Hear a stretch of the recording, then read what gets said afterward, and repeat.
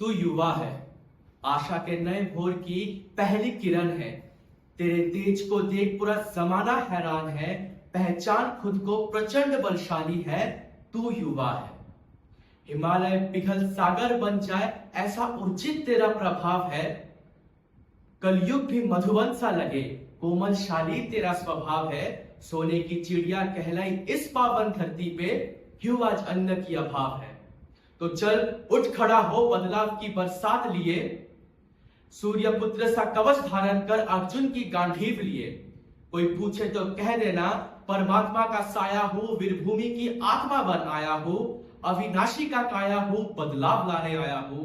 हाँ देख मैं युवा हूं, हाँ देख मैं युवा हूं। Good morning, ladies and gentlemen. I am Abhigyan Roy, and today I will put light on my idea of youth and our pivotal role in shaping the nation.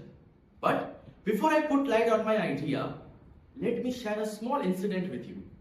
This incident is back then of 3-4 years ago, when on a December evening, I see an old man sitting on the park of my society. He was laughing, reading a newspaper. Now a man who always had a serious nature, wearing a cap on his head, stick in his hand, laughing today, that too while reading a newspaper. So out of curiosity, I questioned him. So he tells me that 200 years from today, nobody will remember our name, location, address, educational qualification. But the only thing people will remember is our contribution, our efforts toward privileging this civilization, protecting and preserving the mankind. And I recall those lines of Vivekananda which says, Sannimitte varam tyago vinashe niyate sati. Which means, when death is certain, it is best that oneself sacrifices himself for a better cause. And it is true, no matter how old our civilization gets, we will never forget Chhatrapati Shivaji Maharaj, Rani Lakshmibai, Subhash Chandra Bose, Neera Arya, Bhagat Singh, Chandrasekhar Azad, Bhimrao Ambedkar, APJ Abdul Kalam, and most importantly, our own son of Goa, Mr. Manohar Gopal Krishna Prabhu Parikar sir, and many more massive personalities. Why? Because of the efforts towards the preserving, protecting, and maintenance of this country. The old man says, I have seen an ample of leaders changing and ruling this nation, from 1991 economic crisis to today becoming the 5th largest economy. Back then, we still did not hit the 4th position. From approaching libraries for education to now having information on our fingertips. From talking on telephones to chatting on smartphones. As youth, we need to be aware of certain ironical obstacles that are stopping us to go on the path of Viksit Bharat. India has and had women prime ministers and presidents. Still 87% rise in crimes are seen against women in India.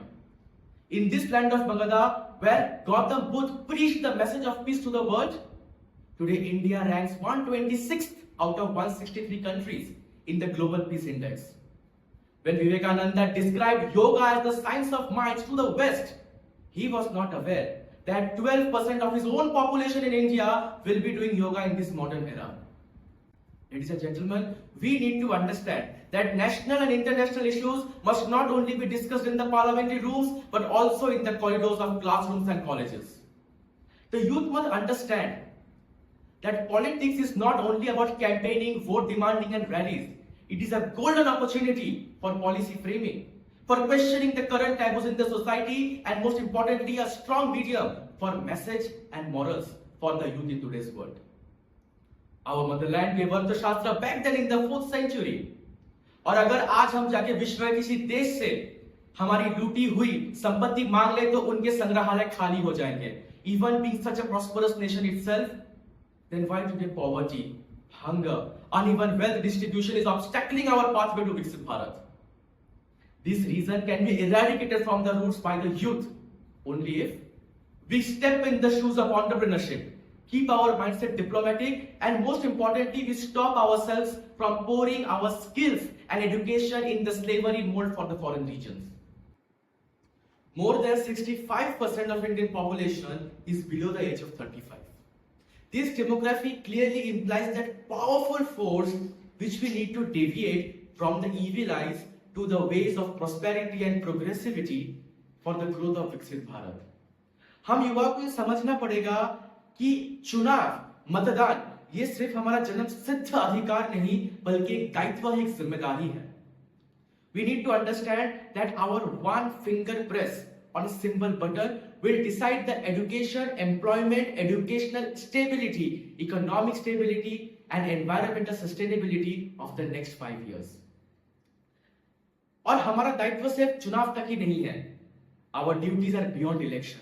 Because whenever the ruling party is taking some decision, we need to have the courage to question and challenge that decision or rule within our legal limits.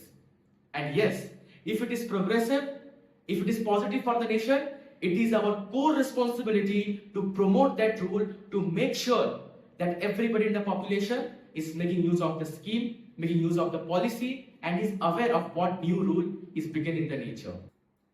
In Hindi there is a saying, कल करे सो आज करे सो अब. Here on a broad meter, we need to understand that this is the nation of Mahatma Gandhi too, and when we say that we are a defensive country and not an offensive one, we need to ensure that when any chaos is caused against our country, our defense is louder than the offense. Because this is the country of Subhash Chandra Bose too. We are here to understand that religion must not be an obstacle when it comes to development, because I belong from a nation where the first education minister of India was a Muslim. Where an archaeologist who tells the existence of Ram Mandir with a Padma Bhushan awardee is a Muslim.